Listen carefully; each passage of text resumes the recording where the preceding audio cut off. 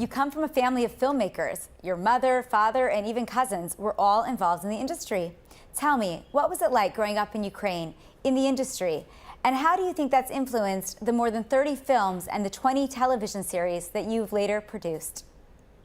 Well, I am coming from the filmmakers family, indeed.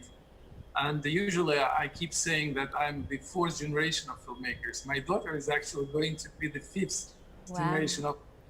Yeah, that I know it's impressive, although I did nothing for that.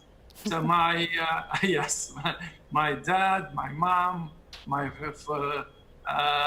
granddad, they were working at the same studio in the very beginning of the 60s, where I actually was born. I grew up physically on the studio of documentary films, situated in the downtown of Kiev, my native city.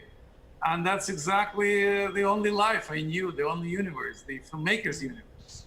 Of course, behind the camera in the Soviet Union, there were a lot of Jews always, a lot. But you would hardly actually hear the word of Jew on the screen. That was alive. So practically, there were a lot of people, as most of the Russian or Soviet or Ukrainian Jews, secular families with some Jewish roots, with some understanding, I would say basic understanding of Jewish culture and Jewish religion.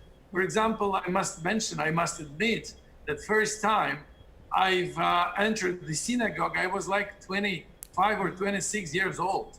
No one. There was only a tiny synagogue somewhere in the, in one of the Kiev's districts, and not so many people went there. Just very old people, and that was considered basically as a place for old people. And I had a special feeling that when I go there, someone would definitely write me down. At least.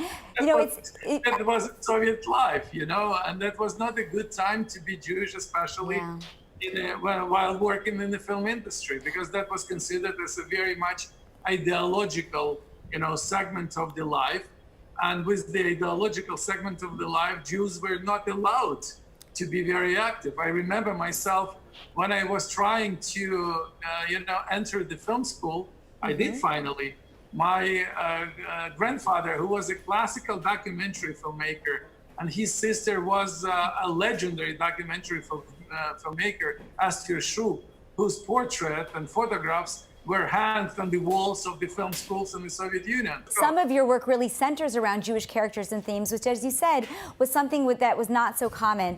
Tell me about what your most meaningful production is. So I started as a documentary filmmaker, as a director myself, and the basic idea of mine was the search of my actually identity, because that was a time of perestroika, transition between the Soviet Empire and the newborn countries practically.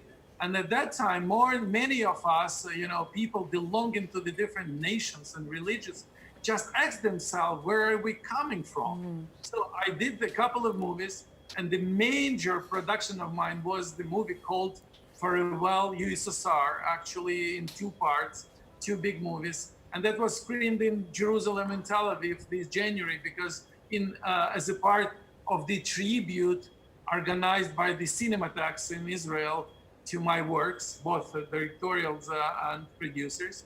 And that was a very important subject of me, not just this, search, very personal essay where I interviewed my friends, my relatives, when I managed to come up with the historical events,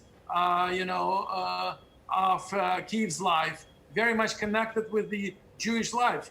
Events that were covered, I would even say hidden, intentionally hidden by the authorities before. I was trying to, remind the people on them, and I was trying to answer the major question, who am I? Am I Jewish?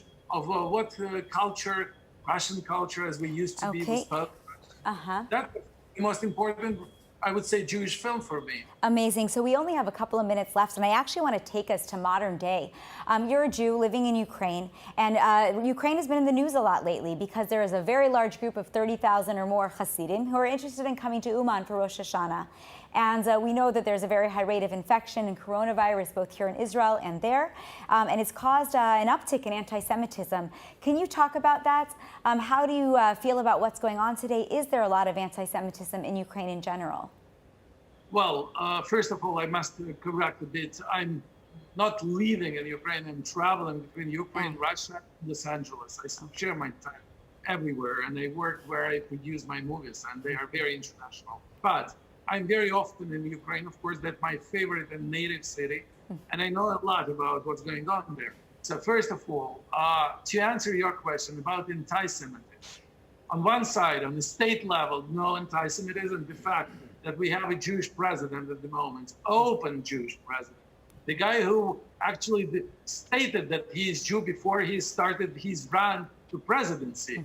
It tells you a lot. On the other side, you have a lot of anti-Semitic on the routine, everyday lives level. You can meet the people, very nationalistically oriented people who could be quite anti-Semitic, especially in the challenging times. So coming to your question on the Hasidim, of course, each year, thousands of people have gathered in Uman to, around the tomb of Rabbi Nachman of Breslov Hasidim movement. Of course, that was always important to welcome them at that particular city. But this year, and especially now, Ukraine has seen the increase of outbreaks in coronavirus. At the moment, Ukraine is closed for any foreigners for at least 1 month till 28th of September. This is a Yom Kippur.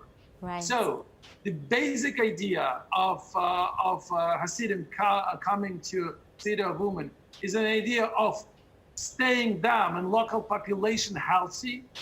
And that's not easy to achieve, even if you follow the strict guidelines, wear the mask and whatever.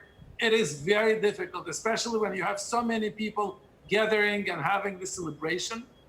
And that's first. And secondly, we have the political situation, because these similar events to be held by the Russian Orthodox Church, by Moscow Patriarchate, or Ukrainian Orthodox Church, they have been canceled due to coronavirus. So I can see where that would cause a lot of anti-Semitism potentially. Unfortunately, we are out of time, and I do have to thank you for being with us today. This was a fascinating conversation, and I hope that we'll get to do it again.